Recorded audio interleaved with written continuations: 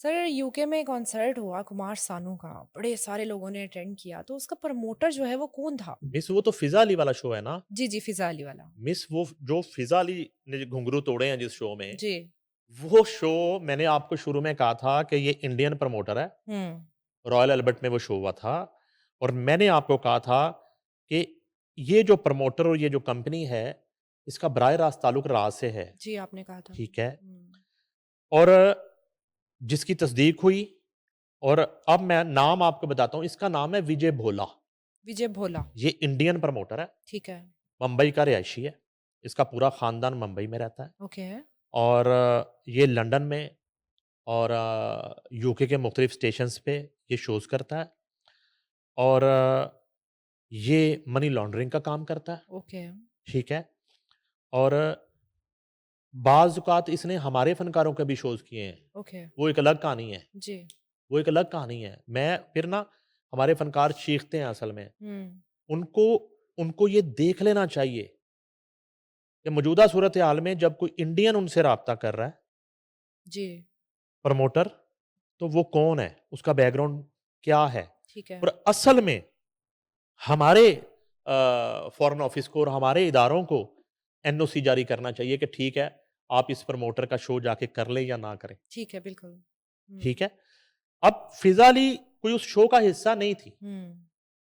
फ़िज़ा अली ने तो अपनी मर्ज़ी से जी जो जी, है वो नाच-नाच के प्रमोट किया। वो जी। किया। वो उस शो में शरीक थी हम्म। और अगर वो मासूमियत में शरीक थी तो अब उसे पता चल जाना चाहिए कि ये रॉ फंडेड शो था। जी। ठीक है? ठीक है। और इसमें सारा काला जो है वो उसको चिट्टा किया जाता है, इसमें मनी लॉन्ड्रिंग है। ठीक है? और इससे कमाया गया फिर पैसा ओके। रॉ को भिजवाया जाता है। हम्म। ये रॉ का बिज़नेस है, कॉन्सर्ट करवाना। हम्म। ये रॉ का कल्चर डिपार्टमेंट है। चलिए मैं आपको इस तरह ओके। बताने की कोशिश करता हूँ। ये फ़िल्में भी बनवाते हैं, हम्म। ठीक है? ये धुरंधर भी बनवाते हैं, ठीक है। ये गदर भी बनवाते हैं, ये एंटी पाकिस्तान कंटेंट भी बनवाते हैं और ये अ, डिजिटल मीडिया पे एंटी हम्म। पाकिस्तान कैम्पेन्स भी करते हैं, ठीक है। जिसमें बहुत सारे आपके गद्दार भी शामिल हैं, जो मुल्क से भाग चुके हैं और मुख्तलिफ सही। मुल्कों में छुपे हुए हैं। सही। ठीक है? वो एक अलग लिस्ट है। हम्म। तो ये जो मामला था मैंने आपको रॉयल अल्बर्ट हॉल का जी। कमार सानू वाला जो शो था, मैंने आपको ये बताया था कि ये हम्म। शो कहाँ से ऑर्गेनाइज़ हुआ। जी। तो वो जनाब फ़िज़ा अली उसमें पहुँच गई। अब हम्म। मैंने फिर ये भी कहा कि अगर आप इनवाइट थीं, जी। क्या विजय भोला ने आपको इनवाइट किया था? या आपने टिकट खरीदा था? टिकट खरीदा तो उसका वो आधा हिस्सा होगा ना जी आपके जी जी। पास। तो वो ज़रा हो जाए, हम्म। एक सेल्फ़ी के साथ हमें शो कर दें कि आपने खरीदा था, कितने का खरीदा था। ठीक है। और अगर आप मेहमान थी, तो क्या आप विजय भोला की मेहमान थी? विजय भोला आपका वाक़िफ़ है या आपके हस्बैंड का ताल्लुक है उससे? हम्म। तो वो चेन तो कहीं और मिलती है। ठीक है। तो हम तो विजय भोला वाले नहीं हैं, हम तो मार के हक वाले हैं। बिल्कुल। तो हम फिर कैसे हैं वहाँ पे और क्यों हैं? हम्म। तो ये मामला था। ठीक है। तो वो नाम चूँकि हमारे पास आया और वो हम्म। कंपनी की सारी डिटेल्स भी आ गई हैं और उस शो का रेवेन्यू भी आ गया है। जी। अच्छा। हाँ जी, हाँ जी। और आगे जो उनके मज़ीद शोज़ हैं, उनकी डिटेल्स भी आ गई हैं।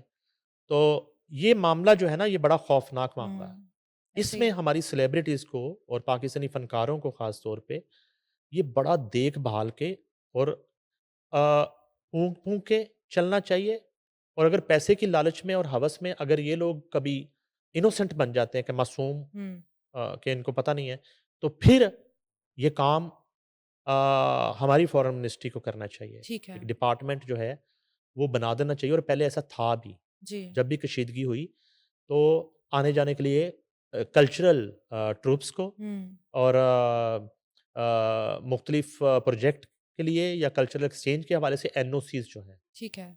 वो जारी किए जाते थे। वो सही। एनओसी वाला मामला अब नहीं हो रहा।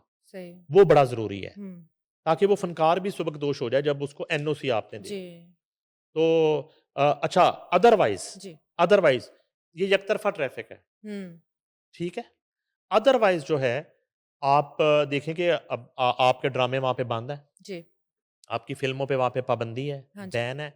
आपका आर्टिस्ट वहाँ पे जाके परफ़ॉर्म नहीं कर सकता, ठीक है? हम्म। और बाकायदा उन्होंने एक कानून साज़ी वहाँ पे कर रखी है। ठीक है। ठीक है? हुँ, कि आपके किसी इंडियन फ़िल्म में पाकिस्तानी सिंगर का पहले की तरह गाना नहीं होगा, जैसे राहत और आतिफ़ ओके। पहले गा लेते जी, थे। जी, जी। जैसे अली ज़फ़र जो जाके वहाँ पे फ़िल्में कराते थे, तेरे बिल नादन से लेके और बाकी जो फ़िल्में उन्होंने वहाँ पे जी, की।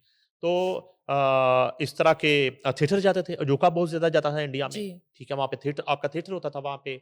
उसके अलावा आप क्लासिकल गवैये जाके वहाँ पे परफ़ॉर्म हुँ, करते थे। गुलाम अली ने सबसे ज़्यादा मेरा ख़्याल है इंडिया के अंदर कॉन्सर्ट किए होंगे ओके। पाकिस्तान के बाद, ठीक है। जितनी उनकी वहाँ पे लाइकिंग है। जी, लेकिन अब ज़ी के लिए उन्होंने बड़ा काम किया, वो हुँ, जो इंडियन आइडल होता था, जी, उसके लिए जितना टैलेंट यहाँ से पाकिस्तान से जाता था, वो सारा गुलाम अली प्रोवाइड करते ओके, थे। उनके ऑडिशन यहाँ पे गुलाम अली और उनके भाई आशिक अली करते थे। ठीक है। तो ये हमारे लिए तो ये एक एज़ाज़ है कि हमारा जो इतना बड़ा आर्टिस्ट है, जी, वो जाके वहाँ पे दनदना रहा है। हुँ, लेकिन अब हर चीज़ पे पाबंदी है।